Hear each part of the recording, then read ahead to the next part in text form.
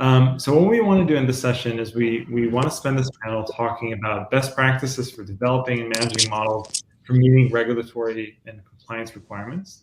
And I'm super excited to be joined by Commissioner Sonderling and Fernando Schwartz from ADP. So Commissioner, can you give us a brief introduction? Sure, and thank you for having me, Yaron, and thank you for everything you're doing at Robust Intelligence and really for this conference as well. Very excited to speak with my co-panelist, Fernando, but I'm Keith Sonderling. I'm a commissioner at the United States Equal Employment Opportunity Commission. I was confirmed by the U.S. Senate in September of 2020 for this role, and my term is through 2024. So for those of you who don't know, the EEOC is the premier civil rights enforcement agency in America. Our mission is to prevent and remedy unlawful employment discrimination and advance equal opportunity for all in the workplace. Our laws applies to both applicants and actual employees, so very broad coverage, and it really covers the big ticket items such as race, color, sex, religion, sexual orientation, pregnancy, national origin. And so when you think of the Me Too movement, pay equity, women's soccer team, pregnancy, age discrimination, all the big ticket items in employment discrimination, that's what my agency administers and enforces. Fernando, can you give us? Thank you so much, Yaron, and very nice to be here. Thank you for the invitation. This is a great honor to be, in this call together with Commissioner Sonderling. I feel really honored. So my name is Fernando Schwartz. I am a VP of Data Science and Machine Learning at ADP. ADP is a company that does human capital management, and many of you would know this company because we emit paychecks for a large portion of U.S. Workers and also abroad. I oversee products that will in one way or another impact decisions that have to do with employment. And so from a data perspective, we're right in the middle of this very interesting time where we're trying to regulate this space and make sure that the products that we build are fair to all of our people out there that may get impacted by it. So super happy to be here in this conversation. Fantastic. I feel like this is such a great, unique opportunity to have both of you in a single panel. So I think this is just really excited about the conversation we're going to have here. So I want to kick us off by thinking about by thinking about integrity in ML systems. So I guess kind of like I'm starting off broad. What do you think some of the primary challenges that software companies face when it comes to like hiring in human capital management space? Fernando, you probably have the best take on this. Yeah. So the question was, what is the best way to? Sorry, can you say that again? I think like what do you think are like kind of the primary challenges? That we have a lot of software companies that yes. That are involved in hiring, human capital management, right? It's a booming industry, right? Yes. And when you think about like and they're all introducing AI, what do you think are the primary challenges that they're facing when introducing AI with ML integrity? I get it. Yeah. So sorry about that. I would say the following. What we're trying to do today, right, is to address this type of questions at a large scale. So, I mean, hiring, when it becomes an issue of, people hiring, small companies hiring people and without systems in the mix, right, you can try to enforce guidelines and provide guidelines for people to follow when they're doing this hiring. Now, the question is, as you point out, when you try to scale these to building systems that will help you make good decisions around hiring, right? Those systems are going to rely on models, the machine learning models that are going to sometimes provide suggestions to individuals as to like, hey, here's a pool of candidates. And it's a really large pool, right? Because now everybody wants to go online and apply to as many jobs as possible if they are unemployed, right? So you have these large volumes of data of individuals that are applying for jobs, And now the challenge is like, well, you want to be able to match those applicants to the jobs. And so how do you do that in a way that it's fair and unbiased, right? To your point, how do you how do you check that models are being fair? This is kind of where it's at right now, right? So software companies will have to, again, follow regulation that has been, and I guess the commissioner here is more an expert than I am around this regulation, but we see regulation coming across the board. For instance, New York City has regulation regarding how do you build models that impact job decisions, right? That becomes active in January of 23. This regulation is very new. And the question is, what does it mean? How do we make sure that we're being fair when using algorithms that will ultimately impact decisions around employment? This is really the big question that we're trying to answer, and I think that we're using tools to do that. But it's just I think it's the early days of this. Commissioner, I'm curious, you talk to companies. What do you see as the main challenge? I really think that the first part for everyone to understand is why artificial intelligence, machine learning, when it comes to use in HR, when it comes to use with employment opportunities or everything related to this space, we're talking about something different than use of AI in other business aspects. So when you talk about use of AI in logistics and accounting and finance, which a lot of AI programs originally were made to make businesses more faster, efficient, and make more money.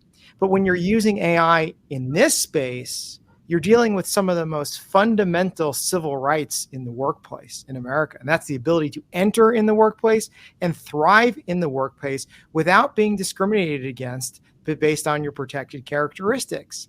So I'm raising awareness of this from a perspective is now that employers have more data about individual workers than ever before. And HR is now really becoming a data function, with the infiltration of people analytics into HR and all this data. What do we do with the data? And here, the data is going to be used to make a decision that affects someone's livelihood, right? So it's really important for everyone to understand that the basics of the civil rights laws from the 1960s apply equally to all the decisions employers are now using machine learning, artificial intelligence, and these data sets to make, the same way they applied to HR professionals making them with their pen and paper or in their head prior to this. And, and this is just such a huge new dynamic where now we have potential for discrimination based upon more than just one person saying, I don't want to hire any older female workers, right? So it's one person making that decision, and they would have to manually sift through the resumes or go through the employment files to see who those are. But Fernando, to your point now with these vast data sets, we have the ability to potentially have those protected characteristics come play an improper role through the data sets or through the actual algorithms and codings and programs themselves. So to take a step back, I'm raising awareness that employers are liable for the tools they're using. So when they're using artificial intelligence or machine learning in HR, they're ultimately liable for whatever decision that computer makes. And what we're going to look at from the federal government's perspective, from an investigation perspective, is there discrimination? And then we'll talk about is how did you get there? Was it through a biased data set, which could have been corrected by you as employers by expanding your pool or testing the data set initially? Or was it through a discriminatory algorithm? And there's two sides to that. So you may have the most diverse data set. You may have worked so hard to make sure that it's representative of your community, of the workforce available with either certain PhD requirements or whatever the job requirements are for that. You can get the most diverse pool. But then if you have an algorithm that's going to continue to filter them out, or you have somebody who has access to the algorithm that can use to discriminate, liability is going to be the same either way. So that's what I'm trying to raise awareness of. So whether it's a data set or whether it's the algorithm decision making, that there is potential significant liability if we don't get this right, if we're not putting the tools in place in advance to audit and to make sure that discrimination does not occur. So it sounds like both kind of like the data set and in the actual model, like kind of our we have to be very mindful in the way that we're using those. So like, how do we, if we're trying to identify and root out bias, right? Is it that we should do this more from a data and model testing perspective, when we're trying to look at this account before these models go into production, or should we like put more emphasis on models while they're in production, or should there be some kind of combination from that perspective? I'll take some of the preliminary thoughts around that, because maybe perhaps slightly more technical side of the equation. But I mean, you could argue that you have to do both, right? The beauty of machine learning, it's a double-edged sword, I would say, right? On the one hand side, machine learning can make mistakes at huge scales.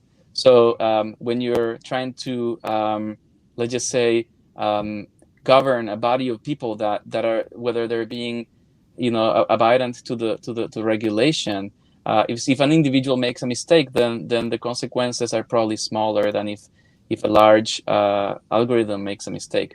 But on the flip side, when you course correct a machine learning algorithm, you may sort of overturn a large amount of cases as well. And so this is kind of how things go, right? So to your point, I think that we want to be able to use the power of these tools is the power of course correcting quickly.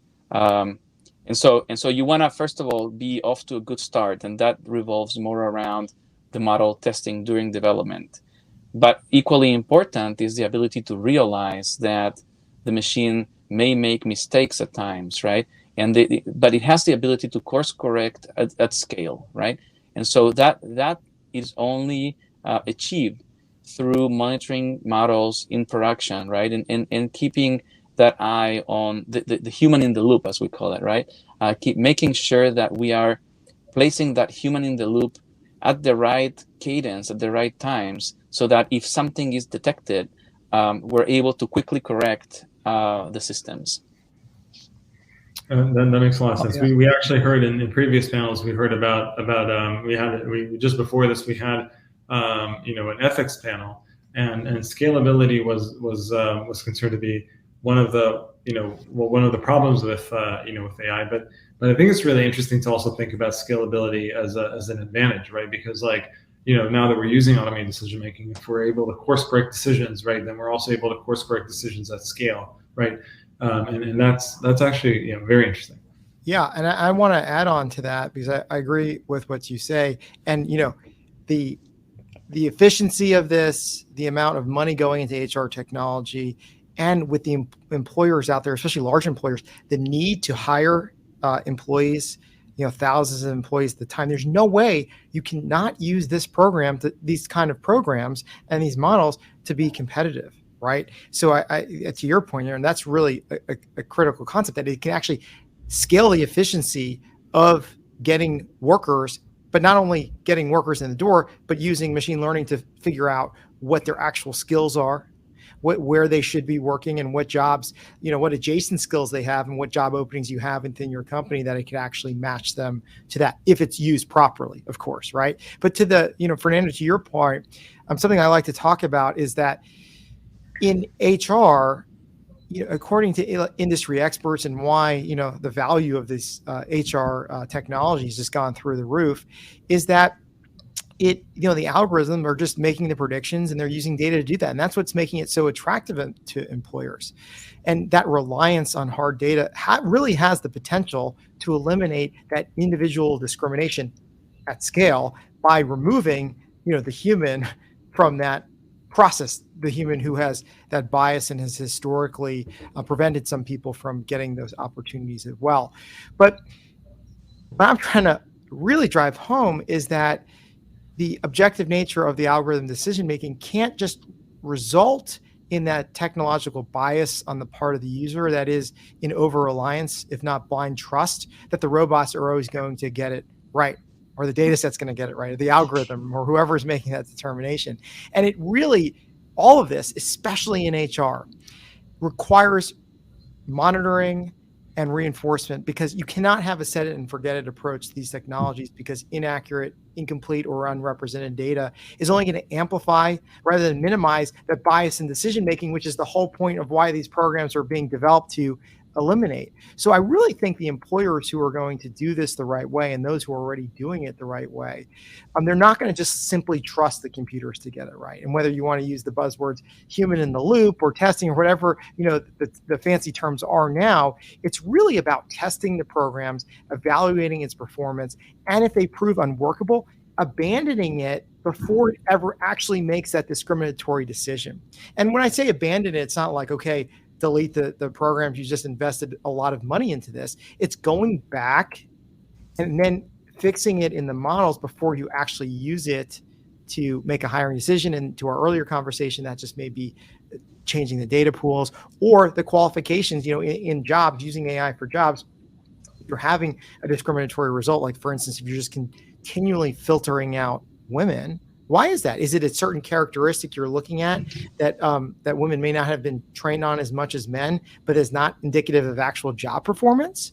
So when I say, the human in the loop and reevaluating data, it could be actually just job descriptions of saying, is this part, this qualification that's filtering out this protected class, is it truly necessary? And if we take that out, what does the result of that next pool look like? Is it a more diverse work set that they still have the ability to do the job? So it's, more of a practical of what that actually means. I know so much of this just talks in generality of like, oh, the data set, go back and look at it. But how do we actually get granular now? And I know, Yaron, you've been working on this, is saying like, what skills or what actual qualifications can we adjust that same data set to make it work? Because that may be the only data set you have. But guess what? The laws are still going to look for discrimination. So Commissioner, like more generally, right? Like for, let's say, for organizations that are building these tools, right?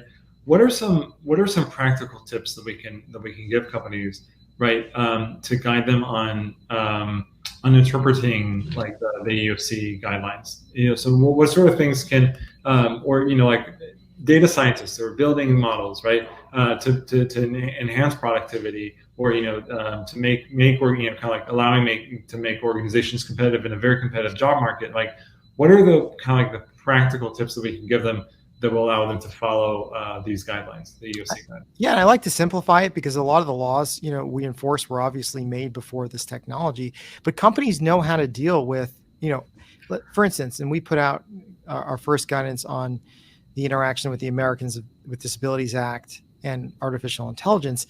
And, employers know that if an applicant has a disability and it prohibits them from applying in the traditional sense that the employer has, whether it's online or whether it's in person, you make reasonable accommodations for that employee to be able to not only apply, but do the job, with their disability through that process. And a lot of that still applies with artificial intelligence. So for, if somebody has a disability and if you're using an online assessment, there needs to be other reasonable ways for that person to still be able to take a similar assessment that may not, be as digital as the format you're giving under long-standing pre-existing laws.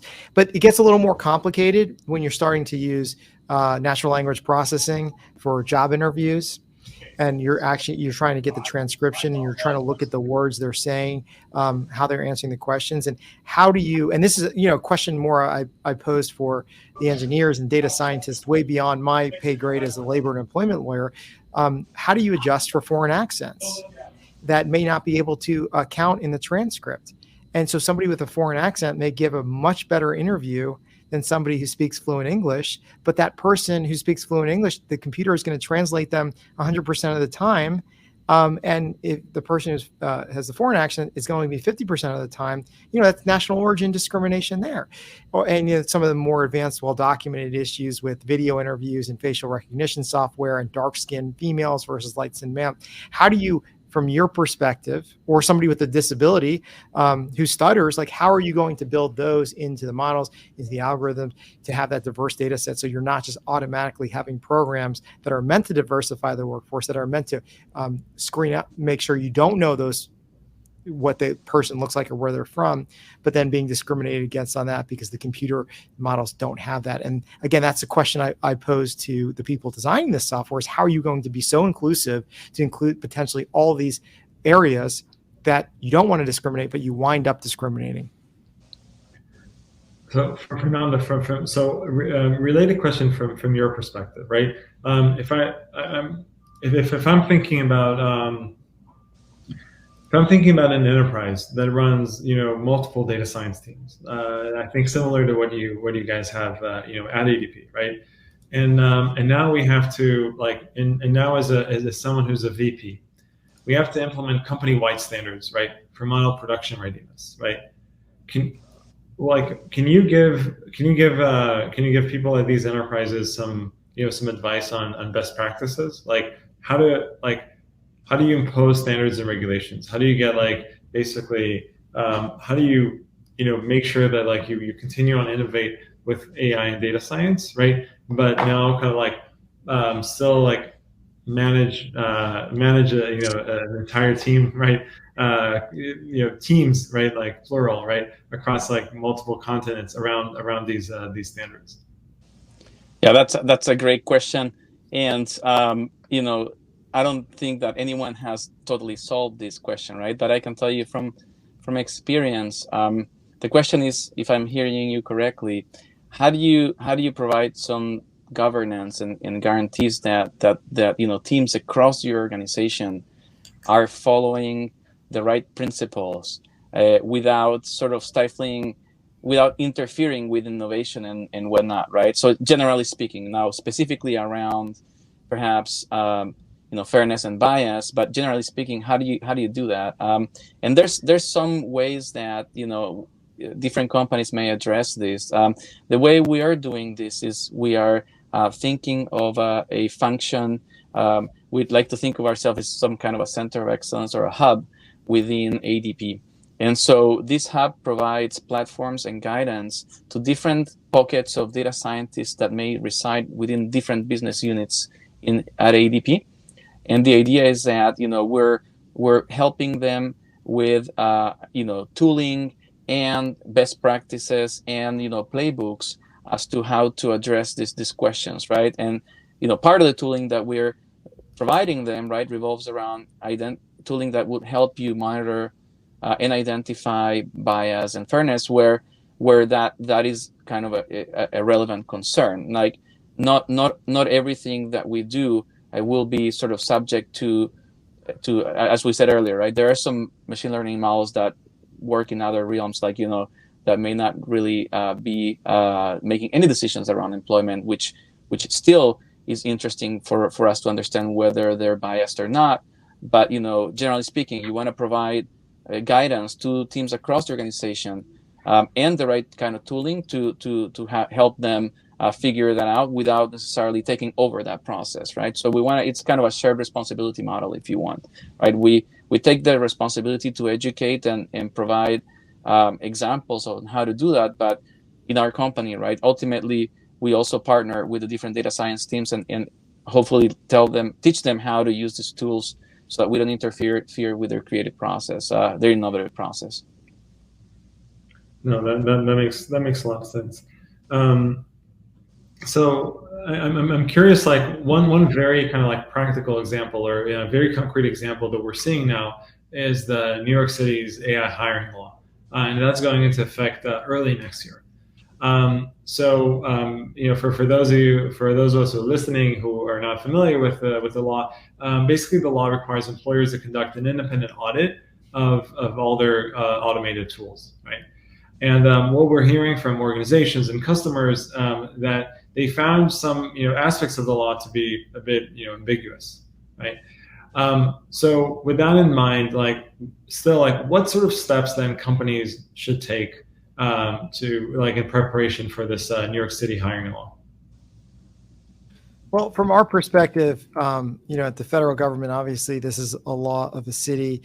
And although we should commend state and local governments for trying to tackle the very complicated issue of AI and employment discrimination for large employers, for international employers, the patchwork makes it very difficult. But New York City, as you just said, is the first one really going into effect. We saw Illinois and Maryland just do laws very specific to facial recognition, but this is much broader. And look, there's a lot of questions that people have about what is an audit, what standards are going to be used. They put out some draft guidelines earlier this month.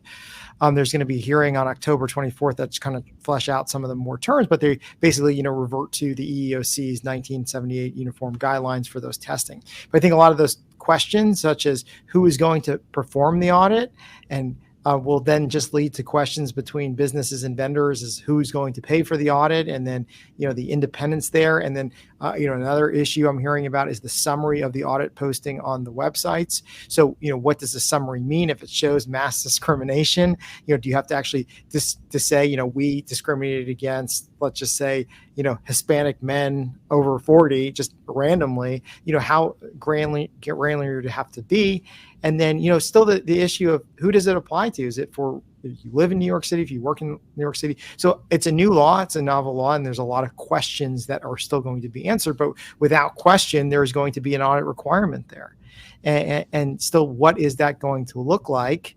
It's still a difficult question to answer, because what does an audit look like for employment testing outside of artificial intelligence? The EEOC since the 1970s, the 4/5 rule, uniform guidelines, uses that, but it also uses other measures of statistics to test for that disparate impact discrimination. And as most of your listeners know, if you've been involved in one of these cases, each side uses whatever testing statistical method is more favorable to them, and judges use ones as well. So we don't know what the results, because it haven't gotten effective, of what that standard audit's going to be. And if you don't like the original audit, if you just try a different statistical method and you like that, is that going to hold up for New York? And then what are the disclosure requirements from that? So it's certainly something everyone, look, not just I speak about this topic across the world, and this is the EU has a proposal, but New York is the first one going to effect. So everyone's really watching to see what happens there globally. So it's a really fascinating time in this space.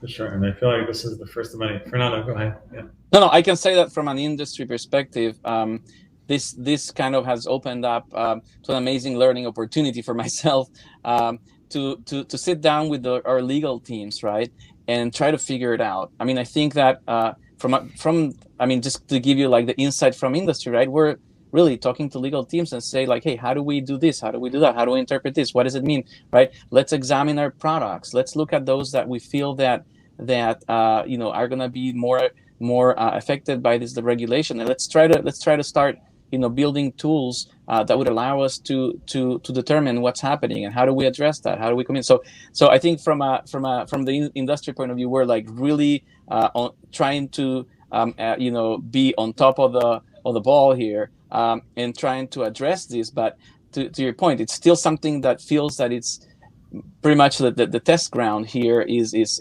something new that's coming up, and we're really trying vehemently to of course address the regulation because I mean, of course, like us and anybody would never want to be unfair to anyone, right? So what we're trying to do is like figure it out, and this is kind of consumes part of my time, just sitting down with our internal lawyers and the third parties, right, to see like, hey, where how do we play this out, how do we map it out so that we can first check for our compliance and make sure that we're not discriminating. Yeah, it's interesting. I think that the role of VP of data science now far extends, right, just to kind of like knowledge in machine learning and engineering, right? Yeah, I think these are really exciting times. Unfortunately, this is all the time that we have, for this discussion today. This is like a really interesting topic. I know we can go into like a lot more details. But Commissioner and Fernando, I'm really just a pleasure to speak with both of you. Looking forward to catch up offline. Yeah, thank you very much for coming. Thank you for having us, and thanks for putting this together. Thank you so much. This was incredible. Thank you.